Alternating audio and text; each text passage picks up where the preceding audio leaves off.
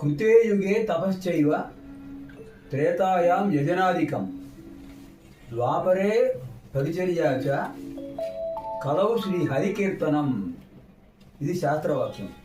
కృతయుగంలో ఏది కావాలన్నా తపస్సు చేసేవాడట. అన్నిటికీ సాధన తపస్సే. త్రేతాయుగంలో యజనము యాజనము, యాగాలు చేయడం, యాగాలు చేయించడం. ద్వాపర యుగానికి వచ్చినప్పటికీ షోడశోపచార సేవలు, అర్చనలు. కలియుగం విశేషమైన అవకాశం ఇచ్చారు. తపస్సు చేయలేరు, యజ్ఞాలు చేయలేరు, షోడశ పూజార్చనలు చేయలేరు.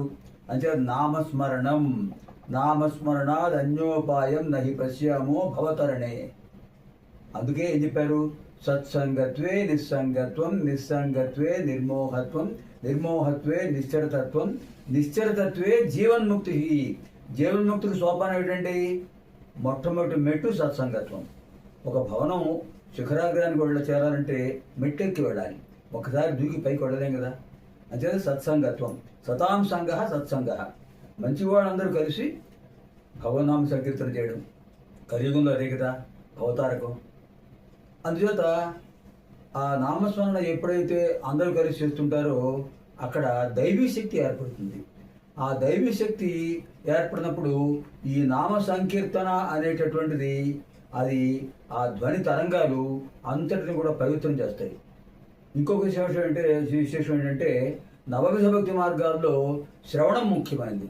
శ్రవణం, కీర్తనం, విష్ణు స్మరణం, సంకీర్తనం, పాద సంసేవనం.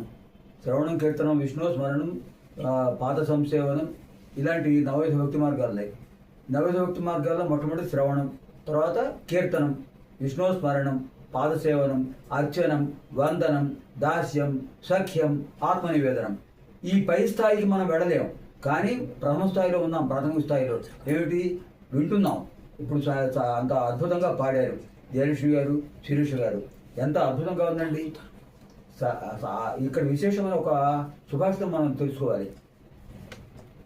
సంగీతమపి సాహిత్యం సరస్వత్యా స్తనద్వయం ఏకమాపాత మధురం అనేది ఆలోచనామృతం.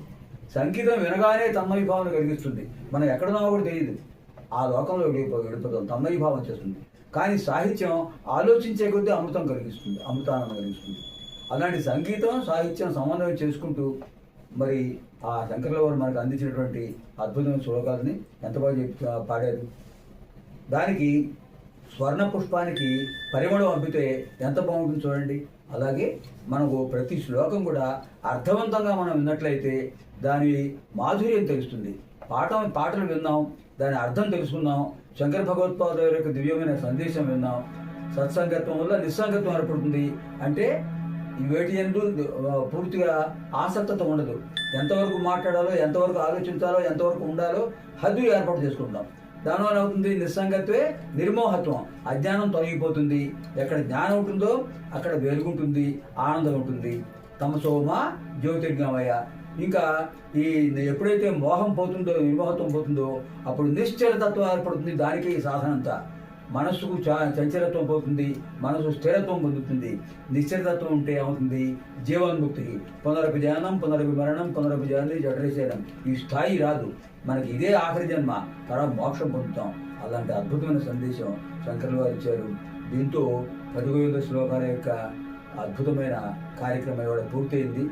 ఈ కార్యక్రమాన్ని నిర్వహించడానికి ముఖ్యంగా గాయని మండలు, నిజంగా వాళ్ళు ఆవిడ మాతృమూర్తి, ఆవిడ కుమార్తె అయినా కూడా ఇద్దరి స్వరాలు చూడండి ఎంత బాగా కలిసాయో. అంత బాగా వాళ్ళు ఆ భగవంతుని అనుగ్రహం వల్ల పాడారు. దానికి తగ్గట్టు మనకి వాద్య సహకారం అద్భుతంగా ఉంది. వాళ్ళిద్దరు కూడా చాలా అద్భుతంగా వాయించారు. దీనికి తోడుకు ఏదో నాకు తెలిసిన వ్యాఖ్యానం చెప్పాను. అంతా కలిపి ఒక అద్భుతమైనటువంటి ఒక కార్యక్రమం వాళ్ళు పూర్తయింది.